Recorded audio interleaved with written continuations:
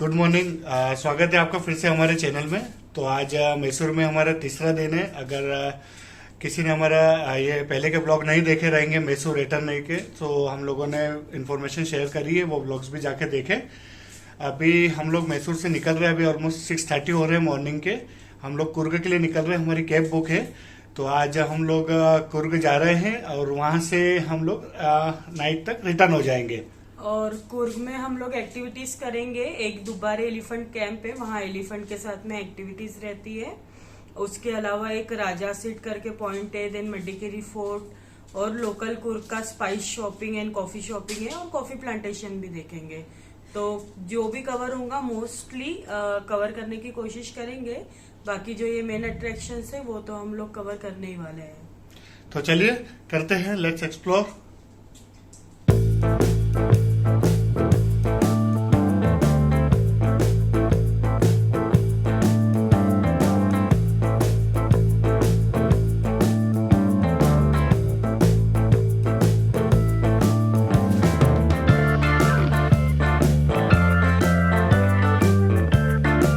हम लोग निकले थे सुबह के 7 बजे और मैसूर से जो कुर्ग का डिस्टेंस था वो करीबन था 120-125 किलोमीटर हमारी लोकेशन से। करीबन 9:15 बजे हम लोग कुर्ग पहुंच गए थे। हम लोग ब्रेकफास्ट के लिए रुके वहां पर और फिर हम लोगों ने जो पहला स्पॉट टारगेट किया वो था निसर्गधाम।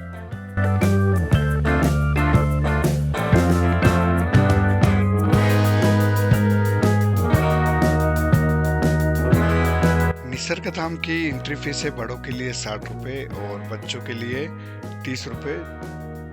निसर्गधाम एक छोटा सा आइलैंड है जिसके जाने के लिए हमें सस्पेंशन ब्रिज के ऊपर से जाना पड़ता है, जो कि कावेरी नदी के ऊपर बनाया हुआ है।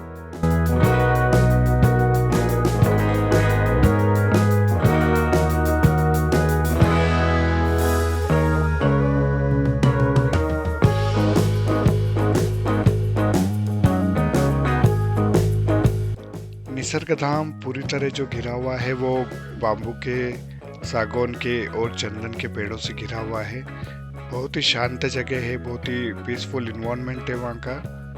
और वहाँ पे जो लोकल संस्कृति है, जो ट्राइबल पीपल थे वो अपना जीवन यापन किस तरीके से करते थे, उनका डेली लाइफस्टाइल क्या था, कैसा था, उसका भी एक अंश बताया गया है।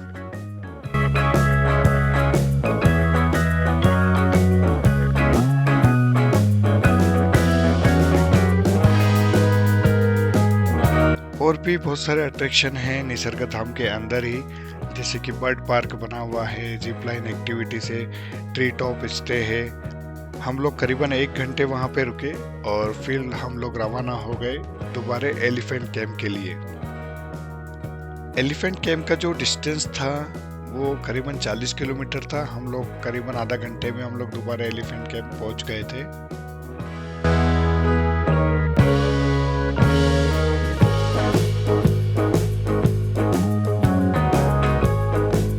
एलिफेंट कैंप में एंट्री के लिए जो कि फीस लगती है 120 रुपये, बोटिंग के एडिशनल चार्जेस रहते हैं 60 रुपये, और यही जो फेयर हो जाते हैं अगर कोई फेस्टिवल आ रहा है या वीकेंड्स है तो थोड़े रेट बढ़ के मिलते हैं। एलिफेंट बाथिंग के लिए भी हम लोगों को एडिशनल टिकट लेनी पड़ती है, जो कि आप लोग डायरेक्ट कैंप में पहुंच के भी ले सकते हैं। एलिफेंट कैंप जो है वो कावेरी नदी के दूसरे तट पर है, जहाँ पे हमें बोटिंग के थ्रू ही जाना पड़ता है।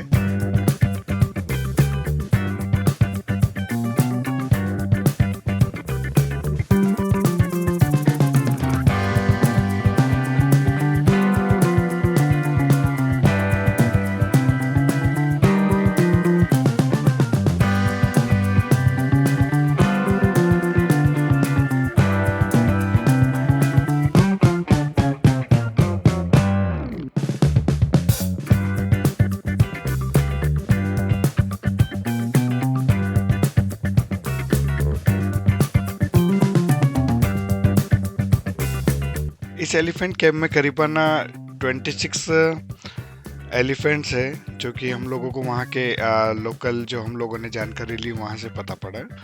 आप वहाँ पे एलिफेंट को खाना भी खिला सकते हैं, चारा खिला सकते हैं, एक एडिशनल मिनिमल कॉस्ट देकर।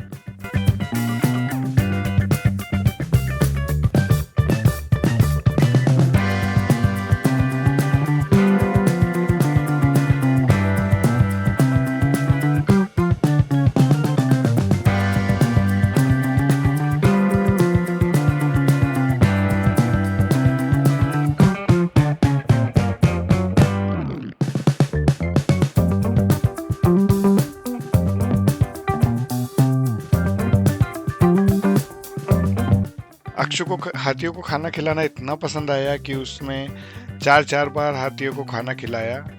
फिर आखिरकार गजराज जी को ही मना करना पड़ा कि अब नहीं खाएंगे।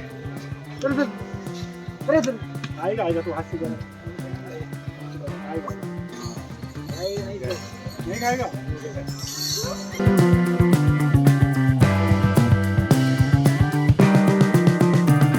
फिर वहां से हाथियों को एक एक करके कावेरी नदी के तट पर ले जाया गया बाथिंग के लिए। अगर किसी को एलिफेंट को नहलाना है तो वो वहां पे एक एडिशनल फीस देके एलिफेंट्स को नहला भी सकते हैं।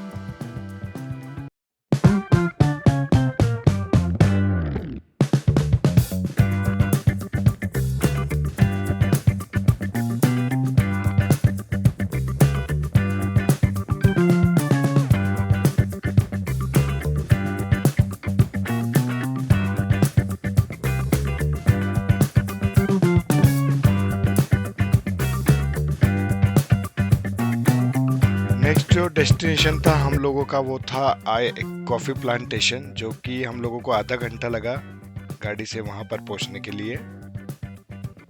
रास्ते में ही आपको काफी सुपारियों के पेड़ भी मिल जाएंगे। इस तरीके के पेड़ रहते हैं सुपारियों के।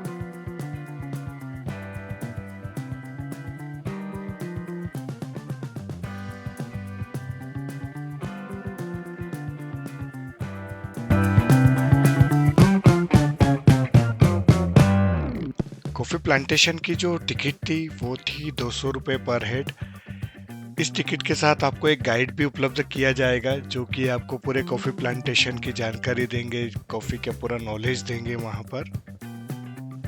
हम जिस कॉफी प्लांटेशन में गए उसका नाम था माउंटेन व्यू कॉफी प्लांटेशन, जो कि करीबन 300 एकड़ में फैला हुआ था। दो वेराइटीज का कॉफी होता है, एक अराबिका और एक रोबस्टा से। ये जो अराबिका कॉफी है ना, इसमें 100% कॉफी होता है, टेस्ट में बहुत माइल्ड रहता है। इंडिया में 3 कंपनीज आपको अराबिका कॉफी प्रोवाइड करते हैं, एक Starbucks and Davidoff and cafe coffee day. बाकी का पूरा एक्सपोर्ट होता है। ये रोबस्ट है ना, इसमें 90% ही कॉफी होता है, टेस्ट में बहुत स्ट्रांग होता है। ब्रू, नेस्कैफे, लेविस्टा, सनराइज सभी में यूज होते हैं सर। 90% कॉफी होता है ना, इसमें 10% चिकोरी ऐड करते हैं। चिकोरी एक्चुअली अडल्ट्रेशन होता है, एक प्लांट का रूट्स होता है। कॉफी का स्ट्रांगनेस, बिटरनेस कम करने के लिए और थोड़ा थिकनेस बढ़ाने के लिए मिक्स करते हैं। फ्रूट को पील आउट करने में अंदर से 2 नहीं तो 3 आता है, इससे 2 नहीं तो 3 आता है। अच्छा, 2 आया। ये पूरा डाया कोटेड है, नॉर्मली ज्यादा ऐसा 2। अभी ये व्हाइट है ना सर, इसको ग्रीन कॉफी बोलते हैं। इसमें एंटीऑक्सीडेंट ज्यादा होते हैं, वेट लॉस के लिए, मेटाबॉलिज्म के लिए और डायबिटीज कंट्रोल करने के लिए, माइग्रेन के लिए पूरा ये यूज होता है।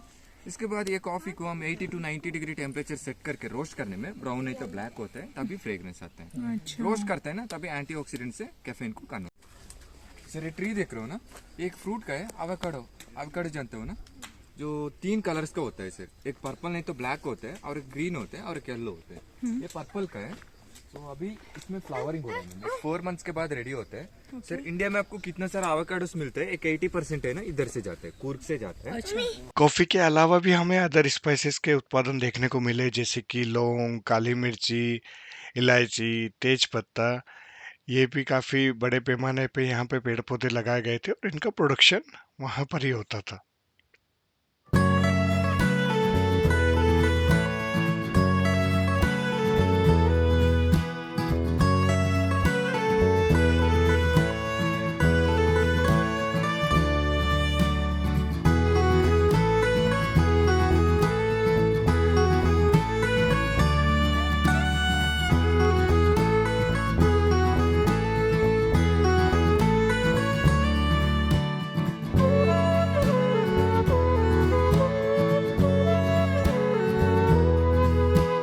चिली में नहीं, छोटा बाइट में होते हैं। कोलेस्ट्रॉल, गैस्ट्रिक कंट्रोल करते हैं, फैट को रिड्यूस करने के लिए यूज करते हैं। बट आप अगर से मिक्स के भी कुकिंग में 1 के जगह में 2 डालेगा तो घर वाले पूरा भागते हैं, इतना स्पाइसी रहता है। प्लांटेशन में ही कहीं कहीं व्यू पॉइंट्स भी बनाए गए थे जहाँ पे आप पूरा कॉफ़ी प्लांटेशन का नज़ारा ले सकते हैं और फोटो और वीडियो ले सकते हैं।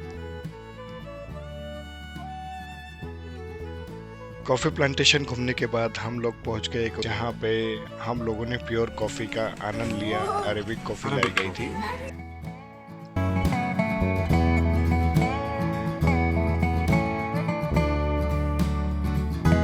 साथ ही में वहाँ पे उनका एक छोटा सा यूनिट भी बना हुआ है जहाँ पे कॉफ़ी किस तरीके से रोस्ट होती है, कॉफ़ी बीन्स किस तरीके से कॉफ़ी का पाउडर बनाया जाता है। उसके बाद उधर से निकल के ना इसको सनलाइट में ड्राई करना पड़ता है। एक 7 डेज से 14 डेज से उसको ड्राई करके एक मशीन के अंदर चल के इसको पील आउट करने में ना अंदर से इसको मीडियम रोस्ट के लिए 30 मिनट टाइम लेते हैं, थोड़ा डार्क रोस्ट के लिए 45 मिनट टाइम लेते हैं। फुल रोस्ट के बाद इधर से रिलीज करते हैं, अंदर से रोस्टेड बीन्स पूरा बाहर आता है और इधर जो रोटेट हो रहा है सर ये कूलिंग सिस्टम होता है, अंदर रहने में हॉट रहता है, इधर आके कूल होता है। सेम राइस को होता है ना उसी टाइप में। इधर ऑब्जर्व कीजिए, इधर आप किया तो फाइन पाउडर्स आते हैं। नॉर्मली चाय के टाइप बॉईल करते हैं ना वो कॉफी के लिए, और थोड़ा प्रोसेसिंग बना के इंस्टेंट कॉफी रेडी होता है।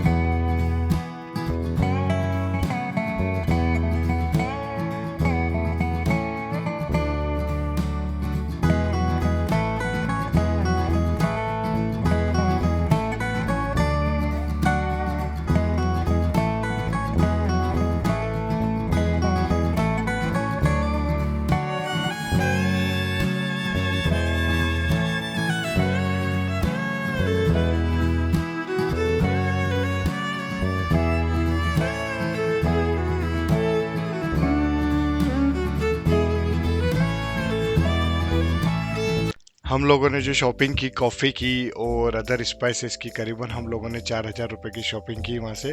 और फिर हम लोग निकल गए नेक्स्ट शॉपिंग के लिए कुर्ग ग्रीन्स में, जो कि वहाँ पे हम लोगों को ख़रीदना था। जैसे कि तेल, जो नीलगिरी तेल रहता है वो ओरिजिनल तेल वहाँ पे मिल जाएगा आपको, और अदर पेन रिलीफ तेल, और वो सब वहाँ पे अवेलेबल थे।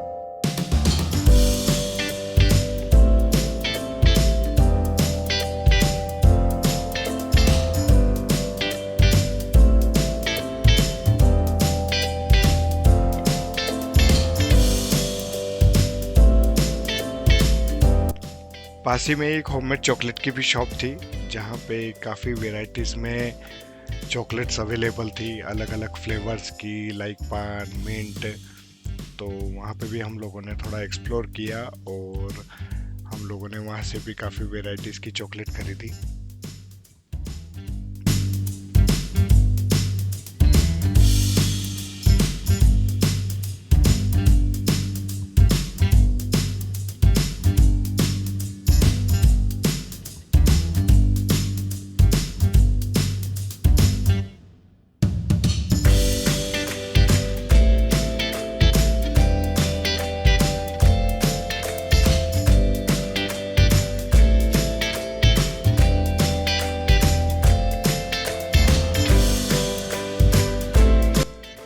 कुर्ग के एक दिन में इतना घूमने के और शॉपिंग करने के बाद हमें पता ही नहीं चला कि कब शाम हो गई और 6 बज गए।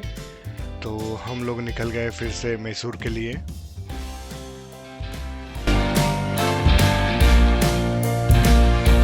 तो गाइस पहुंच गए हम लोग अभी होटल पे। करीबन रात के 9 बज रहे हैं।